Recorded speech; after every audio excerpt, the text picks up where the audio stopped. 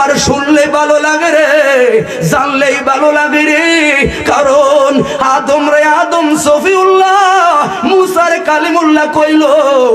আদম আমার মুসারে কালিমুল্লাহ কইলেন, ইব্রাহিম রে খলিলুল্লাহ বললেন, ঈসা নবী রে রূহুল্লাহ বললেন। প্রত্যেকটা নবীরা যারা টাইটেল পাইল রে, তাদের টাইটেল গুলো এমনি দেওয়া হয় নাই।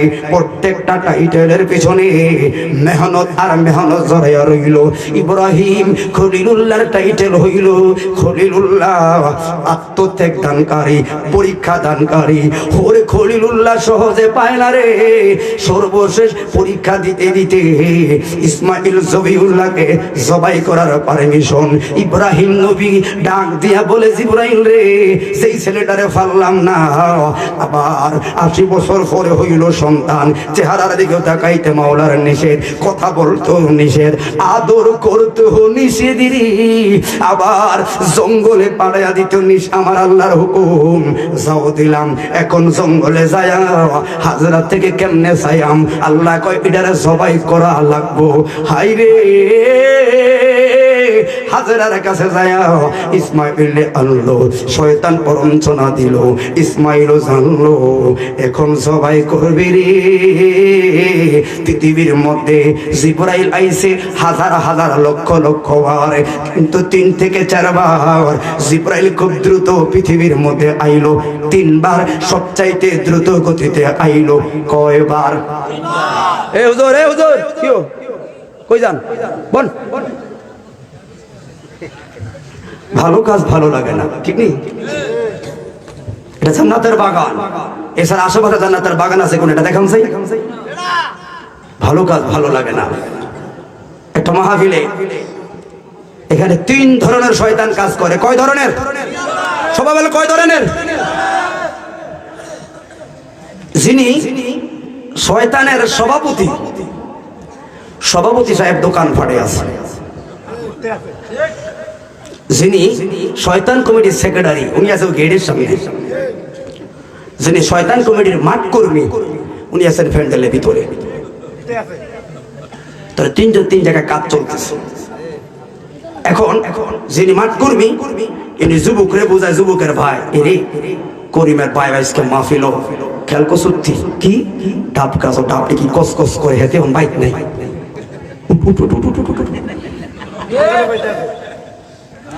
আর আরেকটা কয়, কি রে তোর মোবাইলে যে এমবি আছে, এই মুহূর্তে তো লাইনের লগে সেটিং করার সুযোগ, কারণ মাইয়ার বায়না মাহফিল। নতুন জামাইয়ের ভাষায় মুরব্বীরে কয়, কি চাচা আপনার বাত্তারে বেড়াম, কীর্তন বেরিয়েছ, ঠান্ডা বাত্তার বেরোইব, কালকে না কাম আছে, উঠেন না কা। কতক্ষণ বই দেখে দূর কত মাহফিল দেখছি, উঠকে যায়। আসলে আমাদের উঠেন না, আমাদের উড়াইছে হাতে হাতে কে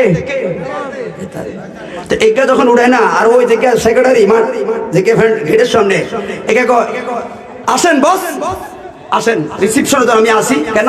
আমাদের সভাপতি সাহেব আপনার অপেক্ষায় আছে।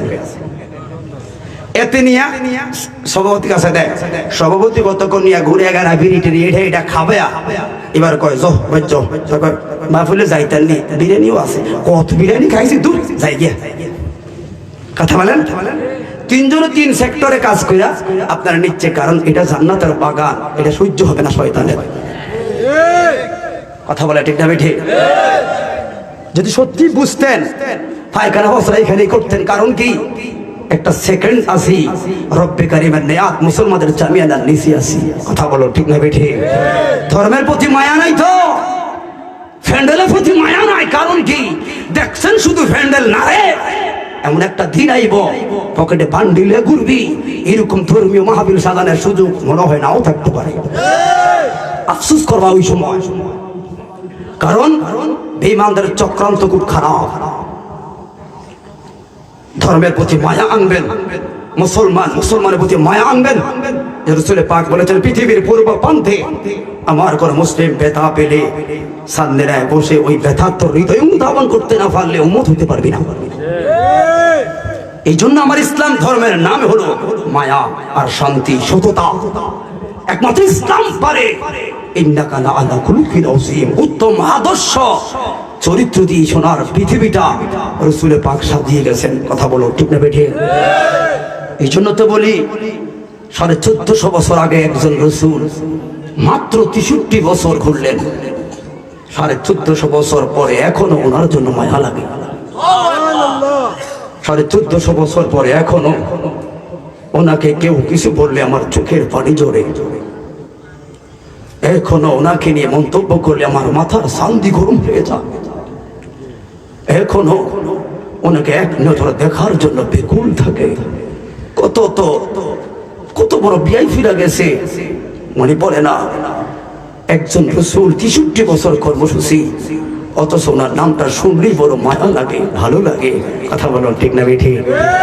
এই জন্য তো ইসলাম হলো শান্তির ধর্ম, আছে সুবিচার, অন্য ধর্মের প্রতি কবু করি না বিচার, মিলে মিশে থাকার কথা দিয়েছেন বিভোলে, তোমার কেন জ্বলে রে বন্ধু, তোমার কেন জ্বলে আসে না নাই? আবার সংবিধানে রাষ্ট্র ধর্ম ইসলাম আছে বলে, তোমার কেন জ্বলে রে বন্ধু, তোমার কেন জ্বলে? লাভ নাই। কথা বলুন ঠিক না ঠিক? এই জন্য ধর্মের প্রতি আগে মায়া আনবেন। মায়া নাই কেন জানেন? আপনার বাবা মুসলমান, দাদা মুসলমান, আমি আর আপনি হলাম বংশসূত্রের মুসলমান, ত্যাগ আর কষ্টের বিনিময় নয়। কারণ আপনার ঘরে যে কোরআন শরীফটা আছে এটার দাম কত? 200-250 টাকা কাগজের। আর মাস্টার ডিগ্রি বই কিনলেন কত দিয়া? 6000-7000 টাকা দিয়া। ক্লাস 5 এর ফুলা হইলে বইয়ের দাম 6000। তো এটা বেশি পড়বো না? 200 টাকাটা বেশি পড়বে। ফুলা ফাইনের বই জানা বেলা সিজে মরিয়া শেষ, কিন্তু কোরআনটা যে ধরিয়ে রয়েছে, ওর ধরিয়ে রয়েছে, এটা ধরার অভাব নেই। ধর্মের প্রতি মায়া নাই। কিন্তু এইটাই, এই সময় আমার বাড়িটা যদি বাংলায় না হয়ে ফিলিস্তিনের গাজা কিংবা লেবাননে হতো, তখন বুঝতে পারতাম মুসলমানের টুবির কত দাম। ওই যে ঘরে পড়ে আছে কোরআনটা, কোরআনে কত দাম। কথা বলুন ঠিক না বেঠে? এই জন্য ভাই শুকুর, এই জন্য আল্লাহ চাইলে কত নবীর উম্মত বানাইতে পারতো রে। খলিলুল্লাহ বললাম 3 বার জিবরাইলের সবচাইতে দ্রুত গতিতে আইলো, এর মধ্যে 1 নাম্বার হইল হযরতে ইউসুফ আলাইহিস সালাতু ওয়াস সালাম। ভাইরা মিলা গো, ইউসুফ নবীকে যখন কুফের মধ্যে ফালাইয়া দিল, আল্লাহ বলেন জিবরাইল,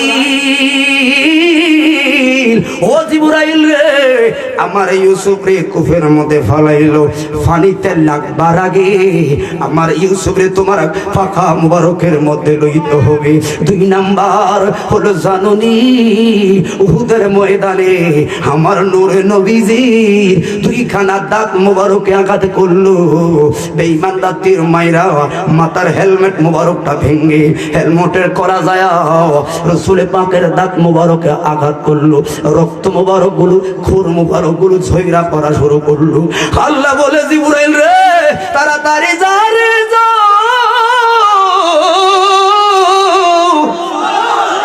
উহুদের ময়দানে আমার বন্ধু নবী রক্তখোর মুবারক গুলো জোরে জমিন থেকে আমার ধারে মুবারক আইছে। ওই রক্ত মুবারক গুলো জমিনে লাগবার আগে রে তোর হাতে লইয়া বন্ধুর খোর মুবারক জমিনে ফললে রে, এই পৃথিবীতে আর সবুজ গাছ গাছালি রাখতাম না রে।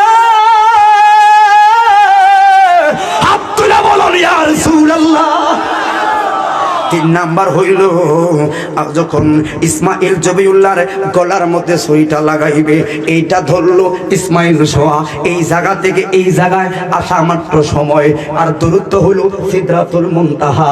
আল্লাহ কয় জিবরাইল রে যা, আমার ইব্রাহিম নবী পাস করলো, উপাধি লইয়া যা খলিলুল্লাহ, খলিলুল্লাহ বইলা দিলাম। এই আজকেই মাত্র খলিলুল্লাহটা বললাম, যে একটা দুম্বা লবি জান্নাত থেকে আবার যায়া ইসমাইল রে সরাইয়া এই জায়গায় দুম্বাটা কোরবান করবি। হাইরে কতটা পরীক্ষা দিয়া রে, এক একজনে টাইটেল পাইল, কেউ পাইল কালিমুল্লাহ, কেউ পাইল রুহুল্লাহ, কেউ পাইল খলিলুল্লাহ। আরে সবাই আইসা দুনিয়াতে কর্মের মাধ্যমে টাইটেল পাইল রে, আর আমার নবীজি সৃষ্টি সবার আগে এখনো আসে নাই রে, মানব সম্প্রদায় হয় না, এর আগে আরশ আজিমের পায়ায় হাবিবুল্লাহ,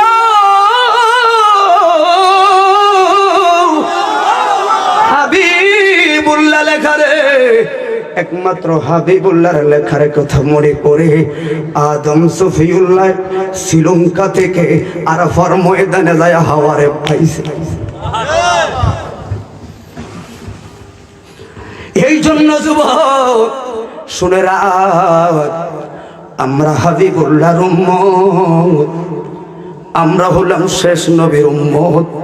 এই শুকুর শেষ করা যাবে না রে, কারণ আমার পর্যায়ে আসার জন্য নবীরা পর্যন্ত দরখাস্ত জাহের করলো, একজনে দরখাস্ত শুধু গ্রহণ করা হলো, ঈসা রুহুল্লাহ। শেষ জামানা আইব নবী হইয়া না রে, আখিরি নবীর উম্মত হইয়া, তোরে ওই নবীর উম্মতের দাম আছে না নাই? কথা বলুন, আছে না নাই? এই জন্য ভাই ওই নবীর আদর্শ যারা গলার মালা বানাইলাম, ওই নবীর যারা জানের চাইতে বেশি ভালোবাসলাম, তারা কখনো হারাম পথে খারাপ কাজ কারবারে চলতে পারে না। তারাই তো যারা নবীরে ভালোবাসে, তারাই তো মসজিদ ভরে ভরে 5 ওয়াক্ত নামাজ পড়ে, এরাই তো মাহফিল সাজায় রে, এরাই তো সমাজের ইমানি চেতনার কাম করে। কথা বলুন ঠিক না বেঠে? হাইরে হাইরে, কেন শানে রিসালাতের কথাগুলো খেয়াল করবেন। শানে রিসালাত মানে রাসূলের আদর্শ গ্রহণ করো, বাকিগুলো ডিলিট করো। কথা বলুন ঠিক না বেঠি? সম্মান কি জানুনি? সম্মান কারে কয় জানুনি রে? আমরা নবীর আগে জানের চাইতে বেশি ভালোবাসি। কেন? কয় সুন্নি বক্তাগুলোর একটা পথ স্বভাব, এগুলো যতই সাবজেক্ট দেই, এই পাগলগুলো ঘুরে ঘুরে সাবজেক্টে খালি নবীর কদমের দিকে লইয়া যায়, খালি নবীর দিকে লইয়া যায়। যতই সাবজেক্ট দেই থাকে না, নবীর কদমের দিকে যায়। সুন্নিরা কয় রে, কয় আমরা জানি নামাজ, রোজা, হজ, যাকাত, যত তাসবিহ তাহলিল বন্দেগী আছে 2 নাম্বার, আমার কাছে নবী হলো 1 নাম্বার। এই জন্য নবীর আগে না আনলে কেন আমার কথার ভালো লাগে না? কেন ভালোবাসবেন রে? কেনই ভালোবাসবেন না নবীরে? এই জন্য সাংবিরার মানুষ, সাতসারের মানুষ রে, যে ক্ষমতা যা, যে যত বড় লোকই দেখায়, যে যত পাওয়ার দেখায়, সুন্নিদের পাওয়ার হলো একটা, আমরা জীবন দিমু, এটা আমাদের রেকর্ড, কিন্তু মুনাফিকের মতো ইমানটা দিতে পারি না। কথা বলে ঠিক না বেঠে? এই জন্য যুবক কেন রে নবীরে ভালোবাসি, এরপরে বাকি কথাটা বলবো। এই ভালোবাসার কথা আজকে না রে, ওই ভালোবাসার কথা 1450 বছর আগে দ্বীনের নবী বইলা গেলেন। মুতাফাক্কুন আলাই, বুখারী বর্ণনায়, বন্ধুরে আমার আনাসকে রে যারে বলা হয় খাদেমুর রাসূল, ওই আনাস রাদিয়াল্লাহু তাআলা আনহু থেকে বর্ণনা, হাদিস বর্ণনাকারী সাহাবী আনাস রে, আনাস বর্ণনা করলেন, আন্না রাজুলান ক্বালা ইয়া রাসূলুল্লাহ সাল্লাল্লাহু আলাইহি ওয়াসাল্লাম, জবান খুলে একবার বলি আল্লাহু আকবার। মনোযোগ দেন তোরা, ছাত্ররা তো প্রতিষ্ঠানে চলে যাবে, ঠিক না? ফলাফলে জানো, ফলাফলের দিকে তাকায় থাকেন, আর হুজুরে চিল্লায়। এই জন্য লাভ হয় না মাহফিলে। এই সকল মাহফিল লাভ হয় 2 জনের। কয়জনের?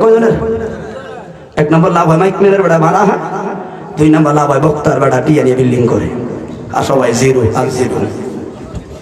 কথা বলে ঠিক নেই আসলে, কারণ আপনি শোনার নিয়তে আসেন না, মনটা উড়ু উড়ু করতেছেন। কইলাম যেতে উড়ে তারা কে উড়াইছে, বুঝছে লই। আর হরুদ দেশে মানুষ জামাই হালায়া হোসাইল এটা কেরম হুর, এটা তো বুঝছে লই। আমার মতো সমবয়সী কেউ হইবেন সালা, কেউ হইব হুমদি, কেন যাই বিরে। এই জন্য কষ্ট হইতেছে আপনাদের বাচ্চা মোটে মানুষ হইতেন না, কিছু আছে যদি থাকে নসিবে তোর ভারস নিলি হো যুবক, আগে ওয়াজ করতে ঘরে চলব। কেন নবীরে ভালোবাসলাম রে? আন্না রাজুলান ক্বালা ইয়া রাসূলুল্লাহ সাল্লাল্লাহু আলাইহি ওয়াসাল্লাম, হাদিস বর্ণনাকারী সাহাবী আনাস বর্ণনা করলো, একটা যুবক নবীর দরবারে আয়েশা সালাম দিল গো, আর একটা মায়ার সুরে প্রশ্ন করলেন, ইয়া রাসূলুল্লাহ, নবী গো, ও মায়ার নবীজি, আপনার কাছে জানার আছে বলে যাও। ইয়া রাসূলুল্লাহ, মাতা সাআতুন, কিয়ামতটা কখন হবে, কোন সময় কিয়ামত হবে জানতে চাই। আমার নবী বললেন, পাগলা, ওয়ালা ওয়াইলাকা ওয়া মা আদাত্তা লাহা, তুমি যে কিয়ামতের প্রশ্ন করলা, তোর কি সম্বল আছে, তোর কি সালান আছে রে?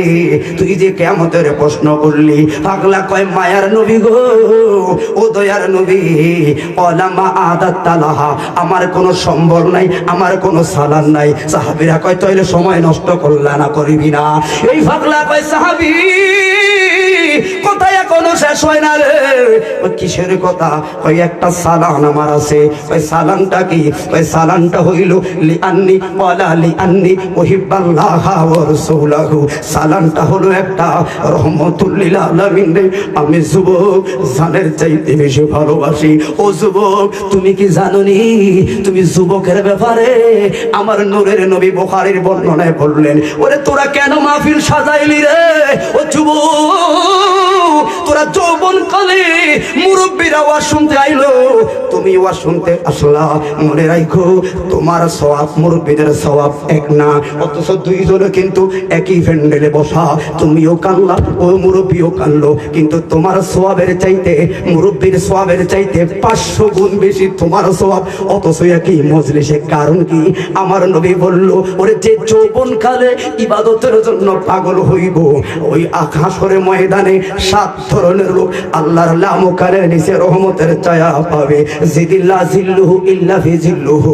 আমার রহমাতুল লিল আলামিন খৈরে বুখারীর বর্ণনা, 7টা ধরনের লোক রে ওই হাসরের ময়দানে, যেই দিন ইয়াউমা লা তামলিকু নাফসুন লিনাফসিন শাইআ, যেই দিন আপনরা তোমারে ভুলে যাইব রে, যেই দিন আপন স্ত্রী তোমারে পরিচয় দিত না, যেই দিন আপন ছেলে তোমারে পরিচয় দিত না রে, যেই দিন আপন মেয়ে তোমার বিরুদ্ধে মামলা দায়ের করব রে, ওই দিন আমার নবী বললেন 7টা ধরনের লোক লামকানের নিচে রহমতের ছায়া পাবে। ওই 7 ধরনের লোকের মধ্যে একটা লোক হইল যুবক। এইটা মেয়ে তুই মোবাইলটা টিপতে পারতি রাস্তার কোনায় বইসা বইসা, এই সময় তুমি আজে বাজে কাজেও থাকতে পারতা, যৌবনের ধারণায় তুমি কেন সব ফালায়া মাহফিলের মধ্যে আইছো? তুমি যে মাহফিলে আইবা, তুমি যে এই সময়ে মাহফিল করাইবা, এটা আমার নবী জানে রে, ওই জানে। এই জন্য 1400 বছর আগে 7 ধরনের লোকের মধ্যে 3 নাম্বার 4 নাম্বারে তুমি আমার যুবকের নামটা আমার নবী লাগাইয়া গেছে। হাইরে ওই দিন হাসরের ময়দানে লামকানের রহমতের ছায়া হয়, তোমাকে রিসিপশন করে নেওয়া হবে ওই লামকানের ছায়া হয়। তুমি থাইকা তুমি যুবকের চোখের পানি ফালায় ফালায় কানবা, আর তোমার চাচাতো ভাইটা ওই লামকানের জায়গা পায় না রে, ওই লোকটাও কানবো। এবার যেই ছেলেটা জাহান্নামে ওই হাসর ময়দানে পারতাপের সূর্যের গামের সাগরে বাসবো, ওই ছেলেটা বলবো, ভাই রে কিরে তুই তো লামকানের ছায়ার ভিতরে আসো, আরামে আসো, এসি রুমে রুমের মধ্যে আছো, তো তুমি কাঁদো কেন? আমি না কান্দো, কষ্ট লাগছে, ব্যথা লাগে, এই জন্য আমি কানবো। কোন সময় জাহান্নামের ফেরেশতা টান মারে, ওই ভয়ে আমি কাঁদি। তুমি না এখন লামুকানের চায়া আছো, তুমি কান্দো কেন? ভাই আমি কান্দি শুকরিয়া শুকরিয়া। ওই কারণ কি? ওই একই টাইমে দুইজন ভাই রাস্তা দিয়ে বের হলাম, আসরের আজান দিল, তুমি দোকান ফাটে চইলা গেছো, আর আমার মালিক আমার রহম কইরা মসজিদে পাঠাইলো। একই দুইজন ভাই মাফে রওনা দিলাম, তুমি 8টার মধ্যে গেছো, আমার মালিক তো আমার জায়গায় তোমার প্রতি রহম করতে পারতো। আমার মালিক তুমি গেছো দোকান পাড়ে, আমারে মায়া কইরা মাহফিলে হড়াইলো। ওই জন্য শুকুর রে মালিক রে,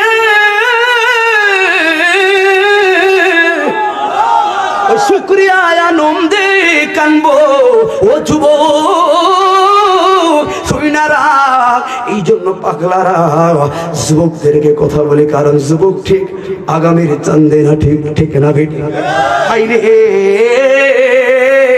ওই সাহাবী বলল, নবী গো একটা মাত্র সালাম কি লিআন্নি উহিব্বাল্লাহ ওয়া রাসূলাহু, আপনি নবীরে জানের চাইতে বেশি ভালোবাসি। আমার নবী কি উত্তর দিয়া গেছে রে? আর এই উত্তরটা পায়াই সুন্নিরা নবীর শান গাই রে। আমার নবী বলল রে, ওয়ালা আনতা মা মান হাবাতা, যে যার ভালোবাসবি তার সঙ্গে তার হাসর। ওই কথাটা শুই না সিদ্দিক আকবর মঞ্চের মধ্যে ছিলেন, দরবার রিসালাতে ছিলেন, লাম দিয়া দাঁড়ায়া গেছে, আর বিড়বিড় করে কি যেন কয়, চোখের পানিগুলা ঝরে। ওমর ফারুক ডাক দিয়া বলেন, আবু বকর গো, এই জায়গায় আবার আপনার কান্দার কি আসলো? হাদিস বর্ণনা করে তারা তারা কইল, আম্মা আপনার আবার এই জায়গায় কান্দার কি? কয় দুঃখের কান্দা না রে উমর, কিছু কিছু কান্দা আনন্দেরও আছে রে। কয় কেমনে? কয় যেমন রে ওই চান্দিনা সাদসারে বাবারা, যেমন শুনে রাখেন, আপনি হলেন গরিব মানুষ, ওই সাদসারে বাজারে কিংবা ফতেপুর গল্লাইর বাজারে, নবাবপুর বাজারে চা বিক্রি করলেন, হঠাৎ কইরা ইমাম সাহেব দেয়া বাজারে পড়লো, কি গো করিমের বাপ কোন রঙে চা বেছেন শুনছেন নি? কয় কি আজকে না এসএসসি দাখিল পরীক্ষার রেজাল্ট দিল? হা। আপনার না ছেলে একটা পরীক্ষা দিল? কয় হা। পোলার খবর জানেননি? কয় না। পোলায় তো গোল্ডেন এই প্লাস পাইয়া লাইছে। কথাটা শুই না করিমের বাপ বেদ করে চোখের পানি ফালাইয়া দিছে রে। কি গো মিষ্টি খাবানের ডরে নি চোখের পানি ফালান? কয় হুজুর না, আমি গরিব, একটা প্রাইভেট টিউশনি আমার ছেলেটারে টাকার অভাবে করাইতে পারি নাই। আমার ছেলের পাশের লোকের ছাত্র ছাত্রীগুলো সকালবেলা প্রাইভেট পইরা এক্সট্রা পইরা সিলেবাস কমপ্লিট করলো, টাকার অভাবে ছেলেটারে পড়াইতে পারি নাই। নিজের চেষ্টায় আমার ছেলেটা বাবার প্রতি সম্মান রেখে রে, অভাবে থাকার পরেও আমার ছেলেটাই যে এত সুন্দর রেজাল্ট করলো রে। ও হুজুর আনন্দে কোন ফাঁকে যে চোখের জল আসলো বুঝতেই পারি নাই। আবু বকর কয়, ওমর রে সারাটা জীবন নবীর শান গাইলাম রে, সারাটা জীবন নবী নবী কইরা পাগলামি করলাম রে। কই কোনোদিন তো নবীর মুখে শুনি নাই নবীরে ভালোবাসলে নবীর সঙ্গে হাসর, আজকে মাত্র শুনলাম রে, ভালো লাগে রে। ওরে চাচারে যুবক, ও চাচারে মুরব্বী বাবারা, নবীর সঙ্গে হাসর সিদ্দিক আকবর আকীদা, নবীর সঙ্গে যদি হাসর হয় রে, আমরা সুন্নিরা নবীরে ভালোবাসি, নবীর সঙ্গে যদি হাসর হয় এই জায়গায় জাহান্নামের ফেরেশতাদের ফাত্তা নাই। জান্নাতি জান্নাতি হাত তুলে বলুন আল্লাহু আকবার। এই জন্য তো আমরা বলি নবীর জন্য সুন্নিরা পাগল, আন্দাজি না যাই না। কথা বলুন ঠিক না বেঠে? এই জন্য নবীর শান গাইলে লাভ আছে না নাই? মাহফিলে বসলে লাভ আছে না নাই?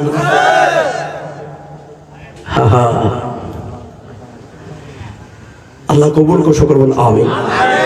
ওয়াজগুলো ভালো লাগবে যারা মক্কা মদিনা গেছেন। গেছেন না কেউ? আমরা হজমরাত গেছেন না কেউ? আপনারা বুঝবেন যে হুজুর আসলে কি বুঝাচ্ছে, যে রাসূল পাকের মহব্বতে সুন্নিদের চালান। এই জন্য আগে বলে গেলাম, ভালোবাসার দলিল না থাকলে ফ্যান করিয়া লাভ নেই। কথা বলে ঠিক না বেঠে? আমার অবুঝে মন, কারা কারা মদিনায় যাইতে স্যার একটু হাতটা তুলে দেখেন সেই। নারে তাকবীর, নারে রিসালাত, নারে গাউসিয়া, আহলে সুন্নাত আল জামাত, হযরত মাওলানা জুনায়েদ সিদ্দিক আত-তাহিরি সাহেব।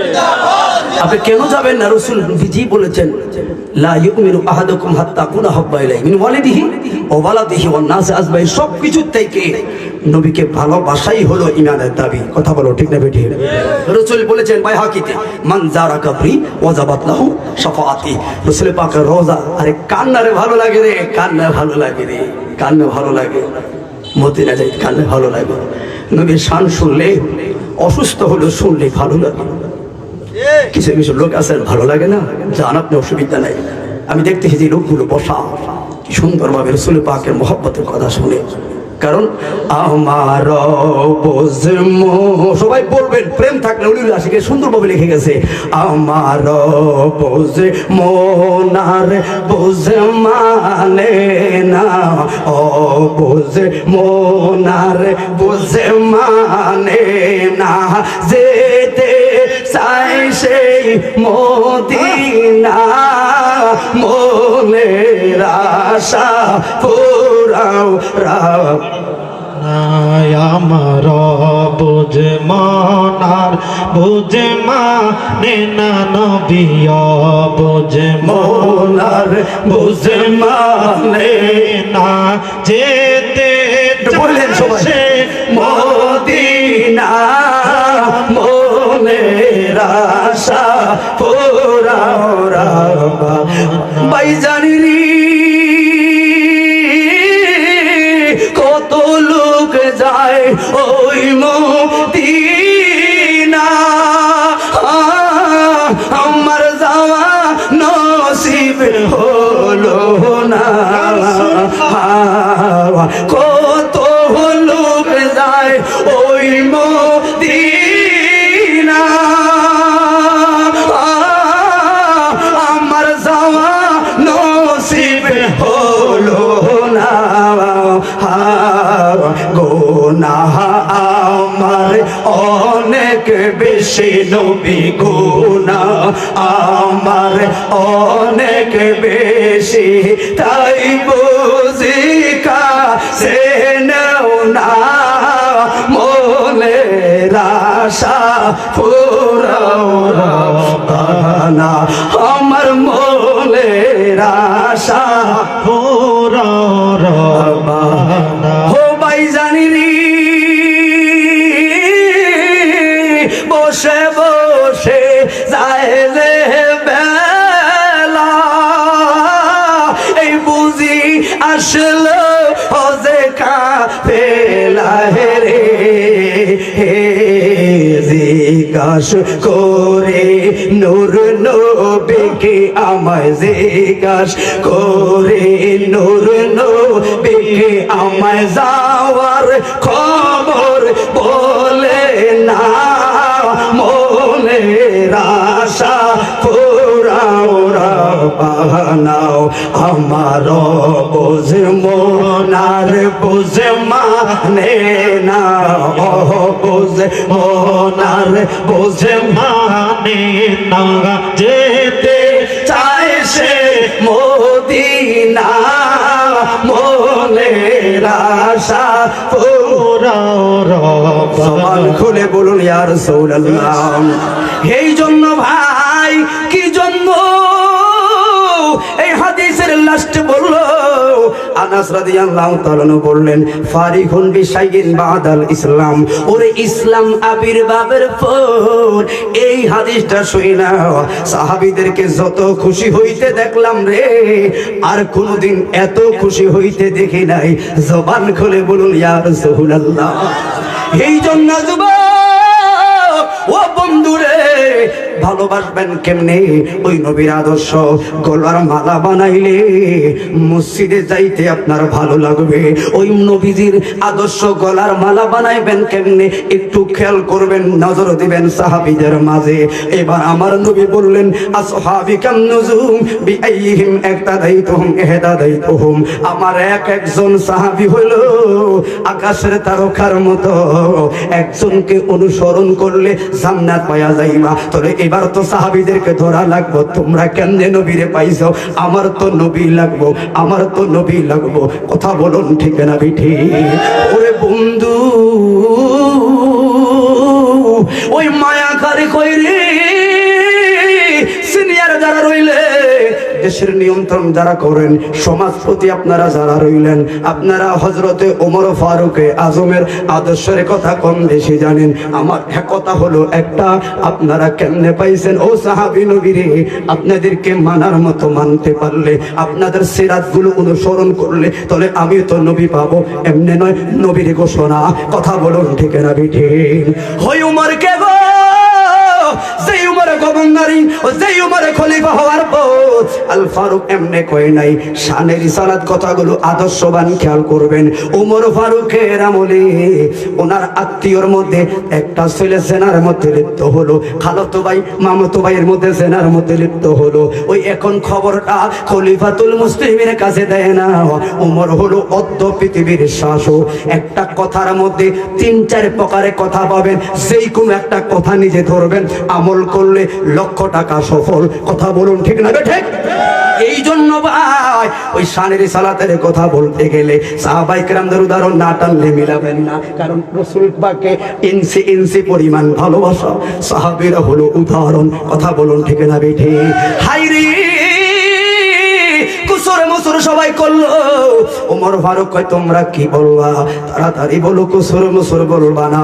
একজন দাঁড়ায় একজন সালাম দিল গো, অর্ধ পৃথিবীর শাসক ওমর ফারুক আপনার কাছে একটা মামলা দায়ের করার জন্য, কিন্তু সাহস পাই না, কারণ কাছারে বিচারটা কিন্তু আপনার আত্মীয়দেরকে নিয়ে। ওমর ফারুক কয় দেরি করবা না। কয় আপনার আত্মীয়র মধ্যে একটা ছেলে জেনা করলো, অবিবাহিত ছেলে অবিবাহিত মেয়ে জেনা করলো, এখন তার বিচারটা কি কেউ ভয় বলতে চায় না। ওমর ফারুক কই রে, দেরি করিস না রে, দেরি করলি কেন রে? আমার বাপ আমার ভাই যদি হয়, আল্লাহ নবীর ইসলামের বিরুদ্ধে যারা করবে, আমি যদি কোরআন হাদিসের সত্য ফয়সালা না দেই রে, নূরের নবীর মামলায় ঠেকা যায় আমরা। কি করলো? কই এমন এমন কাজ করলো। এক নাম্বার কথা হলো 70টা ডোরা মারবি, কম মারবি না, তারে সমাজ থেকে বিতাড়িত কইরা দিবি। এরা যাইয়া 70টা ডোরা মারতে না মারতে 50টা ডোরা যেই মাত্র হইল, ছেলেটা গেল মইরা। এবার তারে দাফন কইরা পরে শুক্রবার আবার আইলো। এবার কয় ওমর ফারুক রে, কিরে আমার বিচার করলি নি? কয় কেমনে কইরাম? 50টা দিছি আর ছেলে গেছে এটা মইরা। আর 20টা কি করলি? কয় কেমনে দিয়াম, ছেলে গেছে মইরা। ওমর ফারুক কয় দেরি করিস না রে, যা ওই কবর উপরে যায় আর 20টা বাড়ি দিয়া আল্লাহর কোরআনের বিচারের ফয়সালা করা লাগবে। আল্লাহর কোরআনের আইনের এক চুল পরিমাণ ইঞ্চি ওমর ফারুকের দরবারে ছাড় দেওয়ার সুযোগ নাই। ঠিক না বেটা?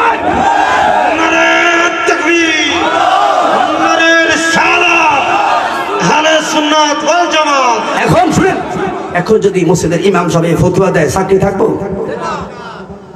ঘরে ঘরে জেনা ব্যবসা। অবিবাহিত ছেলে মেয়ে যদি জেনা করে, আমাদের দেশের চেয়ারম্যান মেম্বার তারা দৌড়িয়ে কি করে? বিয়া পড়া দেয়। কথা বলে না কেন? এই বিয়া ফোরাম দেখেই এরা আরো সুযোগ পায়। কারণ ছেলে বলতে আছে তোমার বাপ তো মানতো না, আবার মেয়ে কয় তোমার বাপ তো মানতো না, তোর কি একটা কাজ কর, এমন একটা কাম ঘটাই। কথা বলে না কেন? বিয়া ফরা দেয়। বিয়া ফরার বিষয় হচ্ছে ফরে বাঁচলেই না, আগে আল্লাহর কোরআনের আইন বাস্তবায়ন করবেন। প্রতি সমাজে যদি সমাজে নয়, থানাতে যদি একটা কোরআনের আইন বাস্তবায়ন করা হতো, তাহলে জেনা তো দূরের কথা, কথা বলার সুযোগ পাইতো না। কথা বলো ঠিক না বেটে?